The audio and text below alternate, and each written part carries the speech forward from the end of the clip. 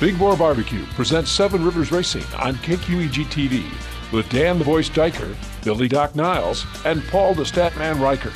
Brought to you by Big Boar Barbecue, Highway 16 West Salem, in La Crosse on 3rd Street downtown and George and Gillette Street. Big Boar Barbecue, now that's a mouthful. By Carey Heating and Air Conditioning, your residential specialist, serving the La Crosse area since 1929. Carey Heating and Air Conditioning. Hi, race fans. Welcome in to Seven Rivers Racing KQEG-TV, along with Billy Doc Niles and Paul Reichert. I'm Radio Man Dan Diker. The program brought to you by Big Boar Barbecue, Carey Heating and Air Conditioning, Epic Media and Vinyl, Back 40 Wraps, and fansarena.com. See, I was pointing at that, and they were doing the shoot thing. Big weekend of racing last weekend at the Crosse Speedway. I had a great night of racing at the Tomah Sparta Speedway. Tuesday night, I spent the night at the Dixieland 250 ARCA Midwest Tour race, along with the Big 8 late models. Matter of fact, segment 3 of the show, today we're going to show you, courtesy of Dan Margaretta, a lot of highlights from the Dixieland 250, in which there was not a single NASCAR driver there. Well, Ty Majeski's Xfinity, but he's not like Kyle Busch last year. A lot of big names did not finish the race. Yeah, you had somewhere in the neighborhood of 30-some cars start this race, and only 11 cars finish, and a myriad of problems. I was reading this on Facebook before I went to bed Tuesday night. You know, the hub for Ty Majeski, the clutch hub breaks. A lot of drivers complaining left front suspension was breaking. Kokana has what they like to call a lot of character, and that's some of that character was really eating up some of the cars on Tuesday night. Dennis Prunty got knocked out of the race as they were coming to green. Just got pile driven into in the back end, and we are going to be showing you some maple syrup here during the program in October, so thank you, Dennis Prunty. Let's take it back to La Crosse Speedway. No rain for once. Minivans did race. We had to wait out the rain, but we got them in. Mother Nature was teasing you guys with that one there. Start things up as we normally do. La Crosse Speedway here, the last two laps of this one right here. Now, if we would have shown you the last 3 laps, you'd have seen where Steve Carlson passes Tony Bagstad, but it was all Carlson. Actually, the whole race was entertaining to watch because Tony Bagstad and Matt Henderson put on a show, and they side by side for like 9 or 10 laps. A caution comes out, do it all over again. Bagstad starts to streak out to a lead, and then out of nowhere, here comes Carlson. He said earlier in the race he picked the wrong lane. Finally picked the right lane, made the right moves, caught Bagstad with 3 to go, and as you see here crossing the finish line, won his 8th feature for the season. Bagstad finishes 2nd. Matt Henderson takes 3rd. Cole Hommelin in 4th. And Mike Carlson rounding out the top 5. Nice to see Tony Bagstad racing like Tony Bagstad used to race back in the day. Back in the day. I had that big, like we talked about with Tom Carlson when he got 2nd a few weeks ago. Same thing with Tony Bagstad, man. That cheesy grin you just could not wipe off his face. He's just so happy to run as good as he did Saturday night. Sportsman back on the Crosse Speedway on Saturday night. And Paul Reichert, did Tom Lethe make it 4 in a row? No, he didn't. He outsold for 2nd. Get sure the last 2 laps of this one right here. And again, well, it was Chris Webber. And, Chris Webber versus Tom Lethe. Some entertaining few laps on this one here. Yeah, it was an entertaining race. Tom tried his best to get by Chris, but just didn't happen. You know, earlier in the race, his big challenger was Dan Gilster. Gilster was hooked up, and he tried high, he tried low, and when a caution came out, all of a sudden something went wrong with Gilster's motor. He ended up pulling out, and that opened the door for Lethe to take a shot at Webber. Not going to do it. Webber's just too strong. Even after an accident in the dash, Webber was just too strong. Let's get you on to the Thunder Stocks of rumbling and bumbling around the Action Track quarter mile. Let's roll the last 2 laps of that one right here. And this one, it was not really the Moors that night. It was Caleb Hardy that led pretty much all this race. Caleb Hardy got the jump at the green flag, and, heck of a race with Hardy, Bill Schott, and Andy Moore. A lot of paint trading in this one. A little bit of bumper taps here and there. What I called it, a howdy-doody poke, I think I called it. But in the end, Hardy survives.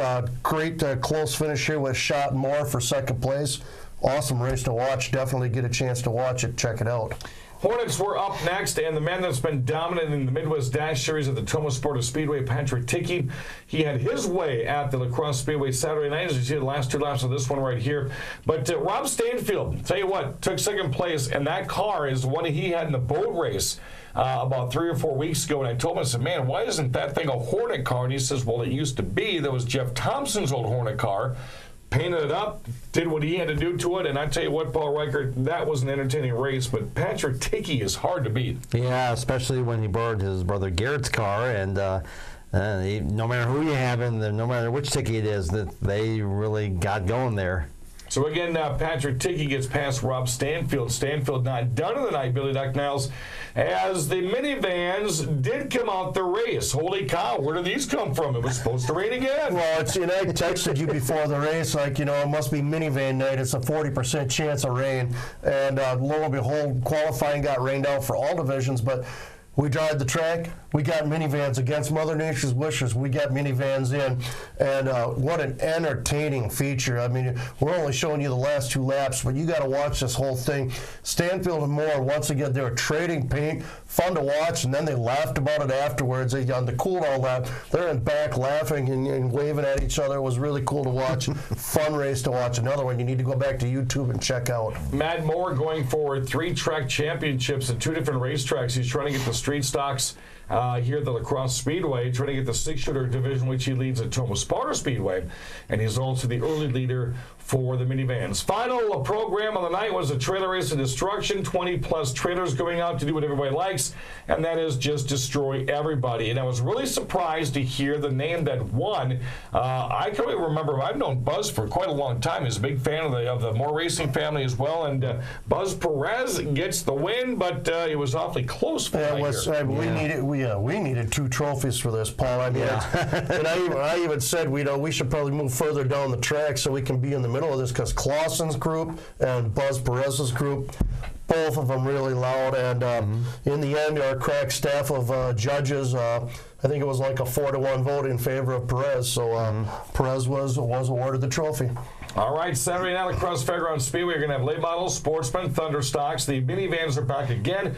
Pre-race kids rides, and a race I love to call. I mean, this really tests on how well of a good announcer I am, the outhouse race. Some of the best moments at the track have come in the outhouse race. We've talked about this earlier in the year. The Denny Klein one, where he went to put the car in gear to run out, and the car ended up going backwards while he was in the outhouse. Scott Howe diving in head first, taking out a pit vehicle. This is going to be another one you don't want to miss. And what you're going to get to miss, though, is Paul Reichert. He gets to measure out all those 12 inches of toilet paper that the drivers are going to be grabbing. When we come back, it's the Tomah Sparta Speedway. What racing we had there last weekend was fantastic. You're going to see the highlights next on 7 Rivers Racing. You don't have to fly to Kansas City to get great barbecue. 4 years in a row and counting. Hi, this is Jerry Beyer at Big Boar Barbecue. Once again, La Crosse County has voted us the best barbecue and best caterer in La Crosse County. Making great ribs and great barbecue has always been my passion, and it means a great deal to me that you love what we do. If you haven't tried our ribs, pulled pork, brisket, or smoked chicken, try it and you'll agree. Big Boar Barbecue, a delicious mouthful. Yeah! American Standard Heating and Air Conditioning is built to a higher standard, so you can focus on the problems in your life that actually matter. Hey, Dave. Like giving Jeff his ladder back before he takes it back. Or where to put the food when you both get the groceries. Or the doggy door that just became a raccoony door. Whatever you're worrying about, it won't be this. American Standard Heating and Air Conditioning, built to a higher standard. Call today for your free estimate on a new American Standard system, or schedule online at careyheating.com. Welcome back, 7 Rivers Racing, KQE GTV, along with Billy Doc Niles and Paul Reichert. I'm Dan Dyker. Going to take you to the Tomah Sparta Speedway. Got some highlights from there a couple of weeks ago. Had a very entertaining show to call there. And for the Hornet race, things are good when the same driver doesn't win every single weekend. And now you're looking at 6, 7, 8 of them. For Tim Murphy, let's turn the last 2 laps. This one right here. A couple of weeks ago, Ronnie Foster is in the battle of his life against Lonniewood Jr. for 8 laps until Jr. beats him for the race. Now Ronnie Foster from Black River Falls is doing it with Tim Murphy and still can't get a feature win. Tim bested him. Yeah, it was just Murphy was in his own zip code, I guess, and then Foster was in his own zip code, but Ron just couldn't catch him. Getting on the third mile, very quick race right there, and Ron Foster again, second week in a row he's been on the podium, second place finish after taking somebody door to door, and that was Tim Murphy's first feature win of the season. Now, Billy Doc Niles, the Hobby Stocks and Sportsman, well, we ran him at the same time. Tom Farr started a half lap down in his brand new Sportsman. Let's show you the end of this one right here for 2 laps. So we were running 2 different races. Andy Moore has that new 29, the Burroughs Black 29. Pitiful performance a couple weeks ago. Just couldn't get that thing to work. Brother Adam came out, worked on it, wrenched on it, practiced it on Wednesday, got the thing working pretty well. And, of course, you're going to find out here that, well, the first one across the stripe is Tom Farr. Right behind him, well, that's going to be Andy Moore, and that was the Sportsman and the Hobby Stock feature winners. But what happened to the Sportsman feature at the end, Billy Doc Niles? It looks like something happened with Mr. Farah in the tech line. Got DQ'd from an illegal engine, was running a Mid-American Stock Car Series engine. Why, we don't know, but they did run this weekend at the Tomah Sparta Speedway, so maybe it was kind of a test and tune. Could be. You would think so if he was running with them. But, hey, first-time winner here. I don't think I've seen this name here before. Okay. Troy DeBratz was awarded the feature win, so congratulations to Troy. First time out of Kendall, and he was in the 05 car, really slow in the qualifying, but picked things up as the night went on. Ground Pony Modifieds were next up. Kevin Seiler tried to get back-to-back wins. That didn't happen, but it was a good show.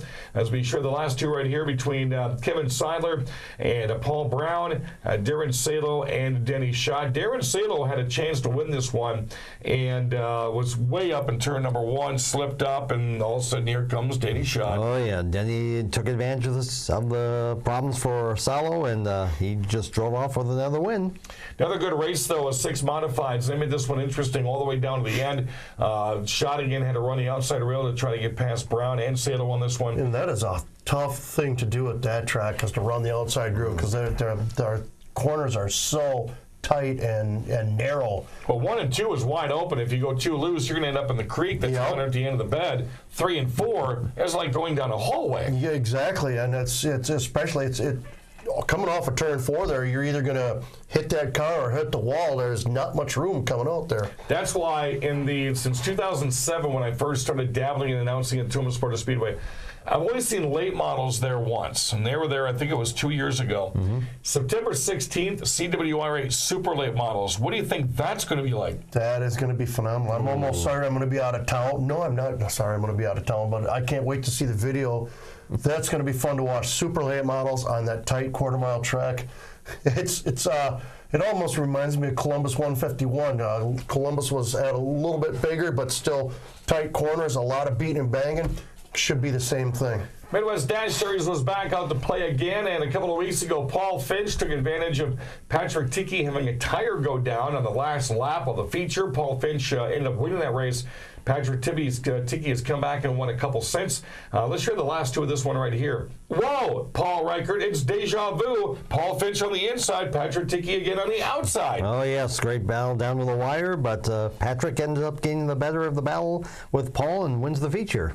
They were doing this for about 6 laps, and again, Patrick Tickey about a half car better than Paul Finch. Paul Finch's car is not really set up like Tickey's or Wayne Malsby's is, but I think since he got that win, Billy Doc Niles, his confidence is through the roof. That's 2 Patrick Tickey highlights in one show. That is, from 2 different racetracks. Nice. The last time that happened. It's been a long time.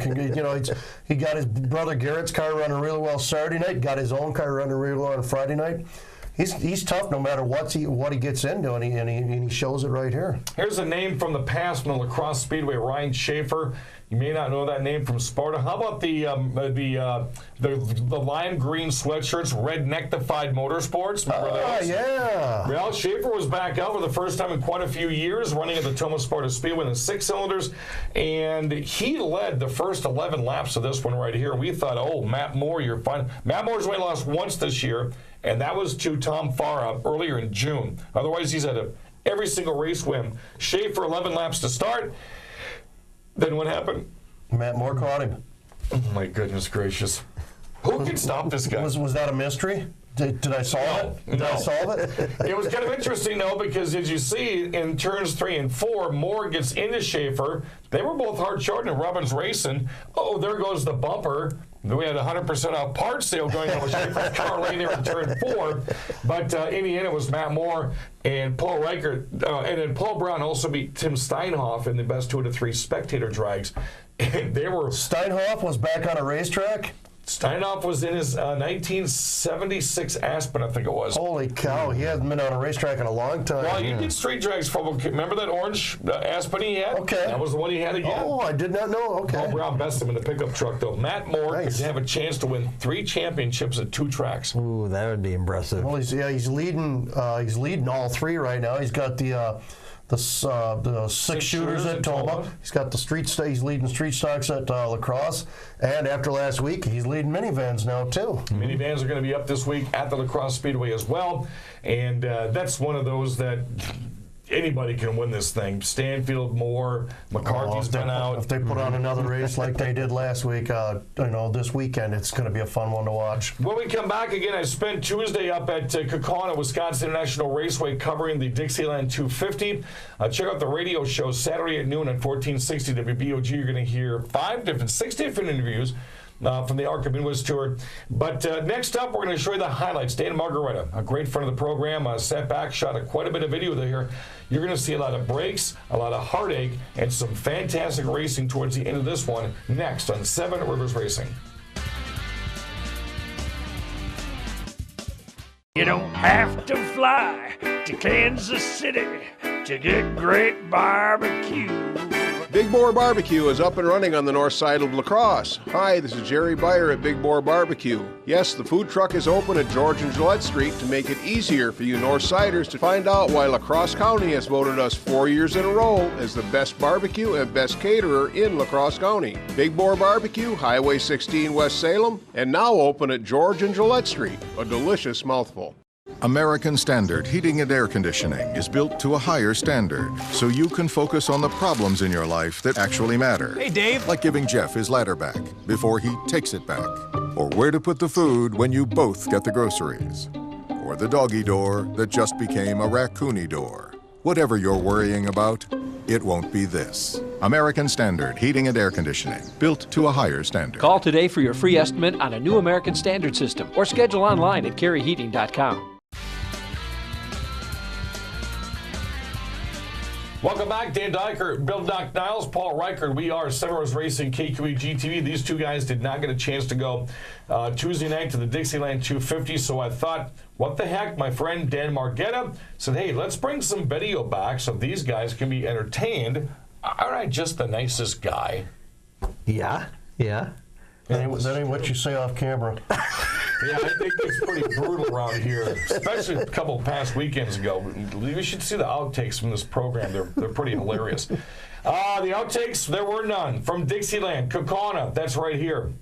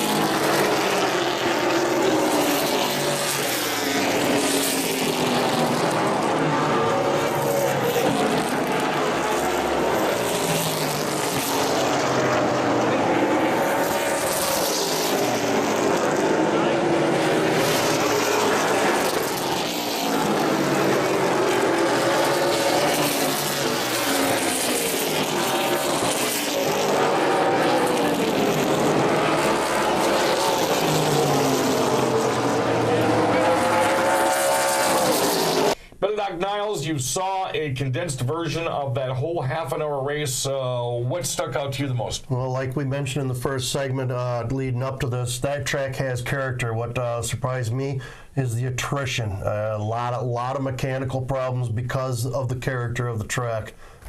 Drivers love it.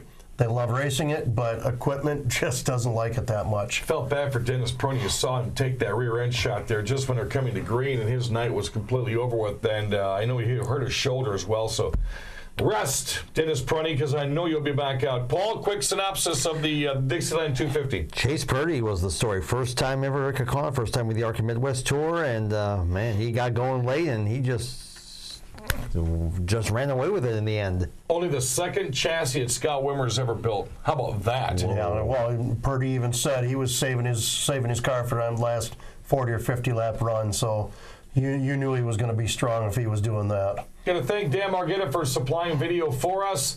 And I want to thank Kevin Ramsel, PR Director with the ARCA Midwest Tour, for letting us go up there and do our thing.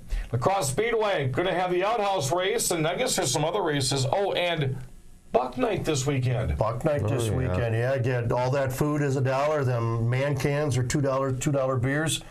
Going to be a good night out there, and the outhouse race. Hopefully we have good weather as well. And maybe if Niles buys me some food this week, on this very same program next week, you'll get to see what it looks like when that man is in a school bus race in Minnesota. Yep, I'm going to be in a bus. Hopefully we bring some video back for it so you can see how the night went. You know what these people out in TV want? We want to see you flip the thing. I want to see you get destroyed, blown up, shot all over the racetrack, and just tipped over. That's what I want to see. You want my wife to kick your butt. Brother Doc Niles, Paul Reichert, I'm Radio Man Dan Diker. Jesse's back there doing his thing. I want to thank you for watching 7 Rivers Racing. You've been watching 7 Rivers Racing on KQEG TV with Dan the Voice Diker, Billy Doc Niles, and Paul the Statman Reichert. Brought to you by Big Boar Barbecue, Highway 16 West Salem, in La Crosse on 3rd Street downtown and George and Gillette Street. Big Boar Barbecue, now that's a mouthful. By Carey Heating and Air Conditioning, your residential specialist, serving the La Crosse area since 1929. Carey Heating and Air Conditioning. Thanks for watching 7 Rivers Racing on KQEG TV. You don't have to fly to Kansas City to get great barbecue. 4 years in a row and counting. Hi, this is Jerry Beyer at Big Boar Barbecue. Once again, La Crosse County has voted us the best barbecue and best caterer in La Crosse County. Making great ribs and great barbecue has always been my passion, and it means a great deal to me that you love what we do. If you haven't tried our ribs, pulled pork, brisket, or smoked chicken, try it and you'll agree. Big Boar Barbecue, a delicious mouthful. Yeah!